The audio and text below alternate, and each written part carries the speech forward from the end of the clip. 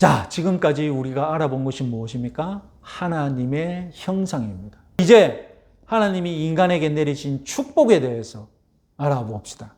28절입니다. 하나님이 그들에게 복을 주시며 하나님이 그들에게 이르시되 생육하고 번성하여 땅에 충만하라. 땅을 정복하라.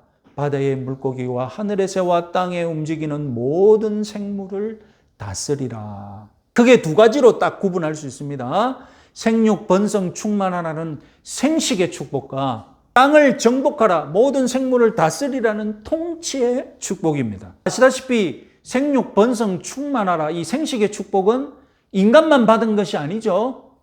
먼저 지음받은 생명체들, 생물들도 생육, 번성, 충만하라는 축복은 받았습니다. 그러나 사람은 존재 자체가 무엇으로 지어졌기 때문에, 대리 통치자로 지어졌기 때문에 다른 생명체가 받을 수 없는 독특한 인간만의 축복이 있는데 그것이 무엇입니까?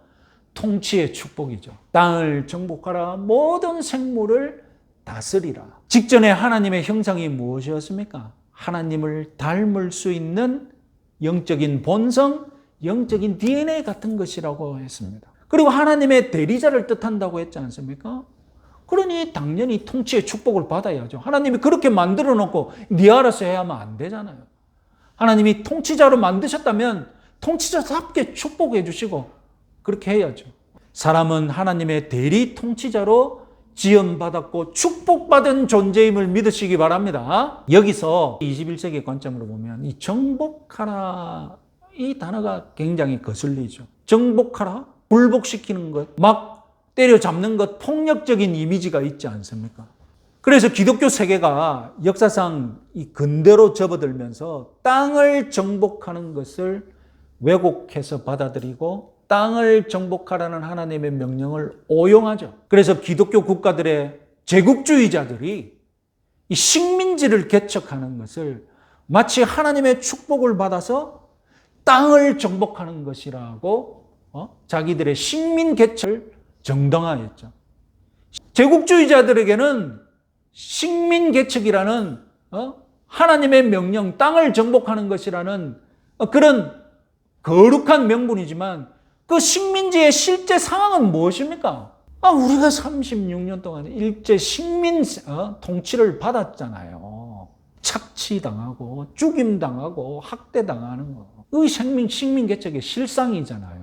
그런데 대한민국은 그게 근대화라고 주장하는 사람도 있지만 착취와 학대죠. 그래 이 식민 개척을 마치 하나님의 명령이라고, 우리가 하나님의 명령을 받아서 땅을 정복하는 일이라고 거룩하게 포장한 그런 역사가 있다는 것입니다. 창세기 1장이 땅을 정복하라 이런 표현을 사용한 것은 그렇게 폭력적으로 억압적으로 땅을 정복하라는 것이 아닙니다. 하나님이 어떤 분이십니까? 하나님이 이 세상을 사랑과 은혜로 창조하신 분이 아닙니까? 그러면 대리 통치자도 어떻게 해야 되겠습니까?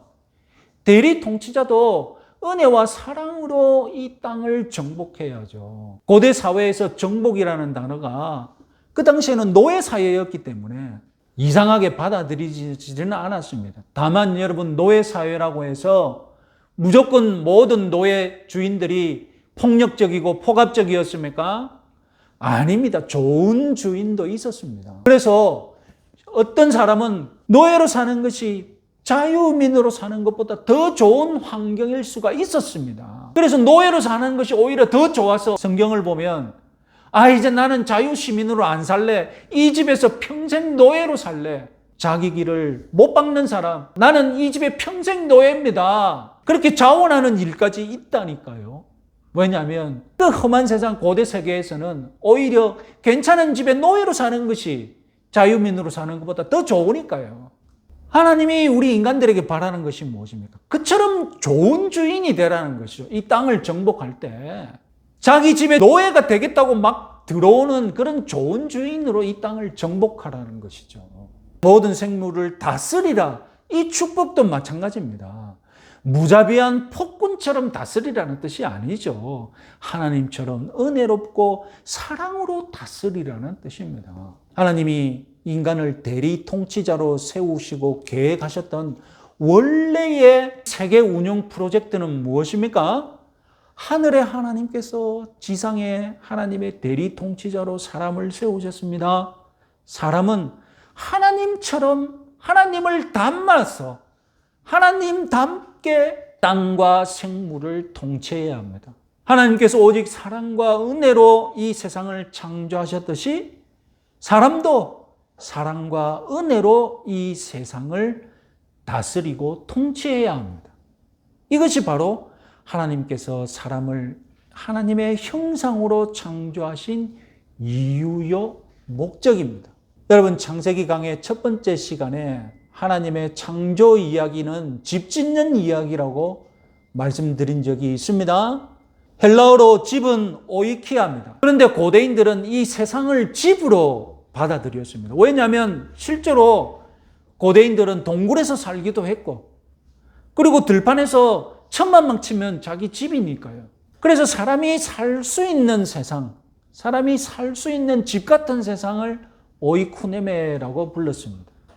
로마인들은 로마 제국 자체 오이쿠네메, 우리 집 같은 세상이다, 우리 사람이 살 수 있는 세상이다라고 불렀습니다. 집을 관리하는 일을 오이코노미아라고 불렀습니다. 우리말로 경제를 뜻하는 영어 이코노미가 이 오이코노미아에서 나왔습니다. 이 오이코노미아, 집을 관리하는 일을 맡은 사람이 누굽니까? 청지기 오이코노모스입니다. 고대인들은 이 집 관리하는 일을 대개 누구에게 맡겼습니까? 청지기에게 맡겼죠. 하나님께서 이 세상을 직접 관리하셔야 합니다. 하나님께서 세상을 관리한다, 하나님이 집 같은 세상을 관리한다 할 때 오이코노미아가 나오는데, 우리말 성경은 하나님의 집 관리라고 번역하지 않고 하나님의 경륜이라고 번역합니다. 경륜이라고 번역해 놓으니까 이게 집 관리인지 모르는 거예요. 아시라고 그렇게 말씀드린 겁니다. 이 세상의 집 관리를 하나님이 우리 사람 청지기에게 맡긴다는 것입니다. 그래서 여러분, 신약의 성경은 우리 믿는 성도들을 향해서 뭐라고 얘기합니까? 너희들은 청지기다. 하나님이 사람을 하나님의 형상으로 만드신 목적, 이 집짓기 비유에서는 무엇입니까? 다름 아니라 청지기로 창조하신 것이죠. 하나님이 만드신 이 세상 잘 관리하라고. 그런데 하나님의 대리 통치자, 하나님의 청지기가 무슨 일을 벌였습니까? 자기가 진짜 통치자가 되겠다고, 자기가 집주인이 되겠다고 하나님께 반역을 했지 않습니까? 그래서 쫓겨났습니다. 이것이 타락입니다. 그러면 타락한 인간은 하나님의 형상입니까? 타락은 사람에게 영적인 본성, 영적인 그 직분, 영적인 것에 대해서 어떤 변화를 일으켰을까요? 다음 시간에 말씀드리도록 하겠습니다. 오늘 말씀을 정리하겠습니다. 하나님의 형상은 사람의 본성입니다. 사람은 하나님을 닮아가도록 창조되었습니다. 하나님을 닮으려고 하기는커녕 하나님을 멀리한다면 그것은 본성이 채워지지 않기 때문에 욕구불만으로 나타납니다. 그 욕구불만은 허무함, 공허함으로 나타나기도 합니다. 하나님의 형상이기 때문입니다. 그 결과 하나님을 닮아야 하는데 엉뚱한 것을 닮아갑니다. 주로 동물을 닮아가죠. 그것이 타락 수준이 떨어지는 겁니다. 하나님 이 수준에서 사람은 무엇을 닮도록 창조되었습니까? 위로 닮도록, 위를 향하도록 창조되었는데 이 욕구 채워지지 않으면 아래로 떨어져서 동물을 닮아갑니다. 동물처럼 살아가는 겁니다. 여러분, 기분 나빠할 것 아닙니다. 이 지금 세상에서 TV를 켜면 인기 있는 교수들이 나와서 가차없이 밑도 끝도 없이 시작을 무엇이라고 하느냐? 사람은 동물이라고. 그러면 청중들이 앉아서 나는 동물이지. 동물처럼 살아가야지.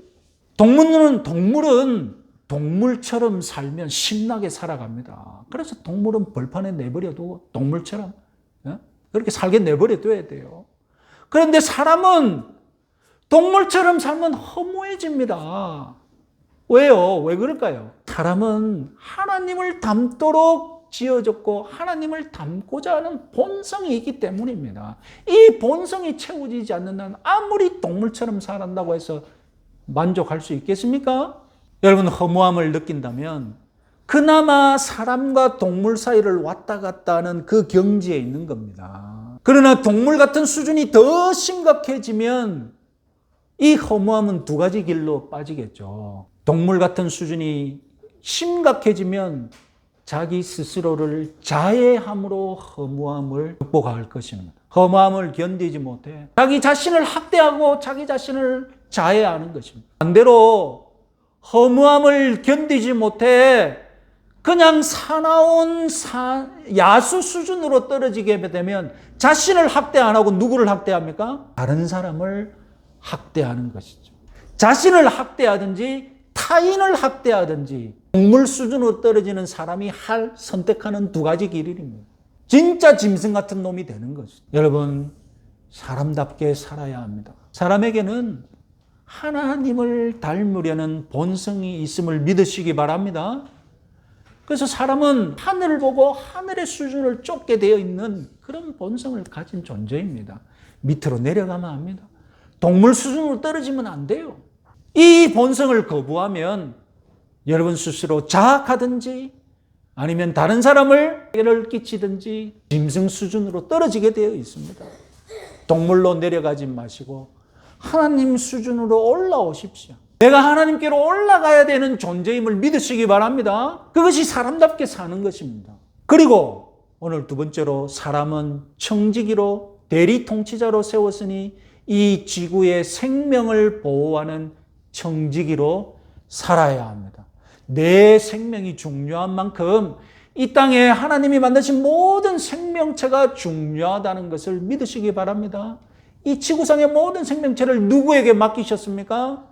사람에게 보호하라고 맡기셨어요. 사람이 살기 위해 동물을 죽인다? 그것이 동물 수준으로 떨어지는 겁니다. 동물이 지가 살기 위해 동물을 먹잖아요. 하나님께서 우리에게 환경과 이 지구의 모든 생명을 맡기셨음을 믿으시기 바랍니다. 그런 의미에서 모든 기독교인들은 환경운동가이며 생명운동가가 되어야 함을 믿으시기 바랍니다. 환경을 훼손하고 생명을 방치하거나 생명을 죽이는 모든 시도, 모든 노력, 모든 정부 정책, 우리 기독교인들은 저항하고 반대해야 합니다. 하나님의 형상으로서, 하나님의 대리 통치자로서 환경과 생명을 보호하는 일에 앞장서시기 바랍니다.